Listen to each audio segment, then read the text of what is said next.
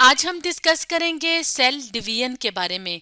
तो cell division का process कौन सा प्रोसेस होता है जिसमें सेल डिवाइड करके दो या दो से ज़्यादा सेल्स बनाता है। जैसे आप अपने सामने इस डायग्राम में एक सेल देख रहे हैं जो डिवाइड होके दो सेल्स बना रहा है। तो जो सेल डिवाइड हो रहा होता है उसको कहते हैं पेरेंट सेल। जैसे यहाँ पे आप इस सेल को देख रहे हैं, ये कौन सा सेल है? ये पेरेंट सेल है। तो पेरेंट सेल के अंदर जो है वो चेंजेस आती हैं, उसके बाद जो है वो सेल डिवाइड करके दो या दो से ज़्यादा सेल बनाता है। जैसे इस डायग्राम में जो है वो आप दो सेल्स देख रहे हैं। तो जो दो न्यू सेल्स बन रहे हैं यहाँ पे, तो उन्हें हम कहते हैं डॉटर सेल्स। जैसे यहाँ पे आप देख रहे हैं कि ये एक डॉटर सेल है और ये दूसरा डॉटर सेल है। तो इस तरह से सेल डिवीजन के प्रोसेस में सेल जो है वो डिवाइड करके दो या दो से ज़्यादा सेल्स बनाता है। तो हम जानते हैं कि सेल क्या है? बेसिक यूनिट ऑफ लाइफ है।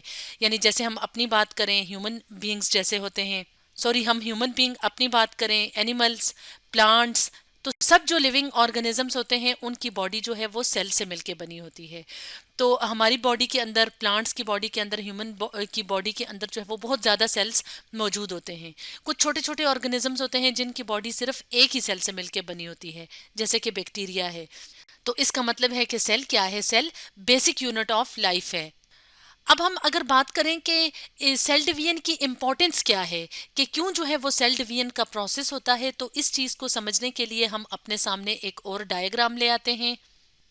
तो जैसे कि इस डायग्राम में आप जो एग्जाम्पल देख रहे हैं वो किसकी है? वो ह्यूमन बीइंग की है, यानी इंसान की है।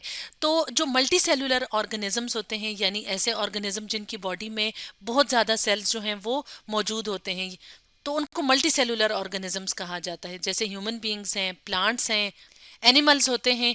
तो इस तरह के जो मल्टी सेलुलर ऑर्गेनिजम्स होते हैं, तो उनकी लाइफ जब स्टार्ट होती है तो वो सिंगल सेल से स्टार्ट होती है। और ये जो खास किस्म का सिंगल सेल होता है, इसको क्या कहा जाता है? इसको कहा जाता है जाइगोट।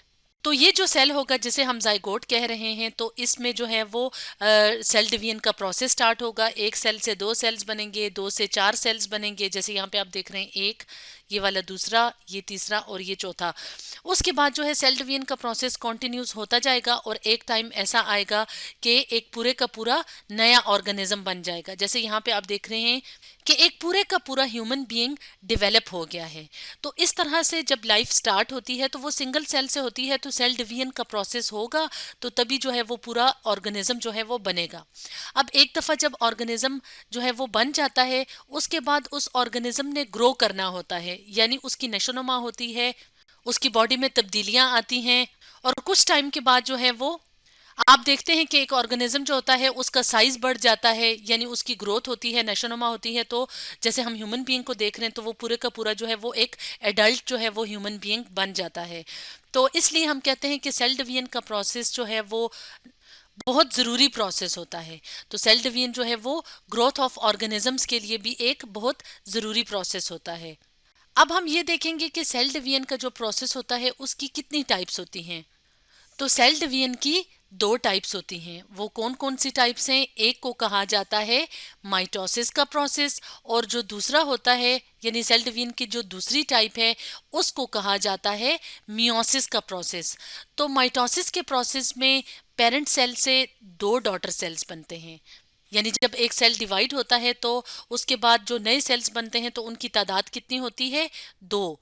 और अगर हम बात करें मियोसिस की, तो मियोसिस के प्रोसेस में फोर डॉटर सेल्स बनते हैं, यानी चार डॉटर सेल्स बनते हैं। तो इस चीज़ को समझने के लिए हम अपने सामने एक डायग्राम ले आएंगे। तो जैसे कि यहाँ पे आप इस डायग्राम में सेल डिवीजन की दोनों टाइप्स को देख रहे हैं।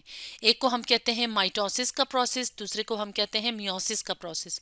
तो यहाँ पे अगर आप देखें तो यहाँ पे ये जो पेरेंट सेल है, ये डिवाइड करके कौन कितने डॉटर सेल्स बना रहा है? दो डॉटर सेल्स, एक ये वाला और एक ये वाला।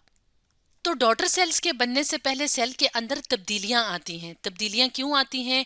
क्योंकि सेल के अंदर जो मटेरियल होता है उसने फिर आगे जाके दोनों डॉटर सेल्स में जाना होता है, तो इसलिए सेल जो है वो अपने आप को प्रिपेयर करता है। जैसे यहाँ पे आप देख रहे हैं कि ये सेल के अंदर जो ऑर्गेनेल होती है जिसको न्यूक्लियस कहा जाता है, तो यहाँ पे आपको इस न्यूक्लियस के अंदर जो है वो खास धागे धागे से नजर आ रहे हैं। तो अब यहाँ पे आप देखें तो यहाँ पे ये जो धागे हैं इन्होंने अपने आप को अरेंज करके खास किस्म के स्ट्रक्चर्स बना दिए हैं। तो इन खास स्ट्रक्चर्स को क्या कहा जाता है? इन खास स्ट्रक्चर्स को कहा जाता है क्रोमोसोम्स। तो क्रोमोसोम्स जो होते हैं तो इनके ऊपर खास किस्म की इंफॉर्मेशंस होती हैं जो कि ट्रांसफ़र होती हैं, यानी कि क्रोमोसोम जो है जब ज़ाहिर है दोनों डॉटर सेल्स में जाएंगे तो वो जो इन्फॉर्मेशन जो पेरेंट सेल के अंदर होती हैं तो वो जाएंगी पेरेंट से डॉटर सेल्स में, और ये इन्फॉर्मेशन कहाँ पे होती हैं? क्रोमोसोम्स के ऊपर। तो ये जो क्रोमोसोम्स होते हैं तो वो सेल डिवीजन से पहले क्या कर जाते हैं? डुप्लीकेट कर जाते हैं। यानी ये जो सेल है इसके अंदर तब्दीलियां आएंगी, इसके अंदर क्रोमोसोम्स की डुप्लीकेशन होगी, यानी नंबर जो है उसका डबल होगा, और उसके अलावा जो बाकी यहाँ पे जो कंटेंट या मटेरियल होता है वो भी जो है वो डुप्लीकेट होगा ताकि डॉटर सेल्स में बराबर बराबर जो है ये मटेरियल्स जा सकें। तो इस तरह से माइटोसिस के प्रोसेस में कितने डॉटर सेल्स बनेंगे? 2। इसी तरह से अगर आप मियोसिस के प्रोसेस में देखें तो मियोसिस के प्रोसेस में कितने डॉटर सेल्स बन रहे हैं? 4। 1 2 3 4। तो सेल डिवीजन से पहले सेल्स में क्या आएंगी? इसी तरह तब्दीलियां आएंगी, यानी डुप्लीकेशन का प्रोसेस होगा जिसमें जो क्रोमोसोम्स है और इसके अलावा बाकी जो कंटेंट या मटेरियल होता है वो भी डबल होगा, और उसके बाद जो है वो सेल डिवाइड करेगा और 4 डॉटर सेल्स बनेंगे, और ये जो मटेरियल्स होंगे तो ये सब डॉटर सेल्स को फिर बराबर बराबर मिलेंगे। तो इस तरह से हमने देखा कि सेल डिवीजन कितना इंपॉर्टेंट प्रोसेस होता है और उसकी कितनी टाइप्स होती हैं। तो स्टूडेंट्स, आज हमने डिस्कस किया सेल डिवीजन के बारे में।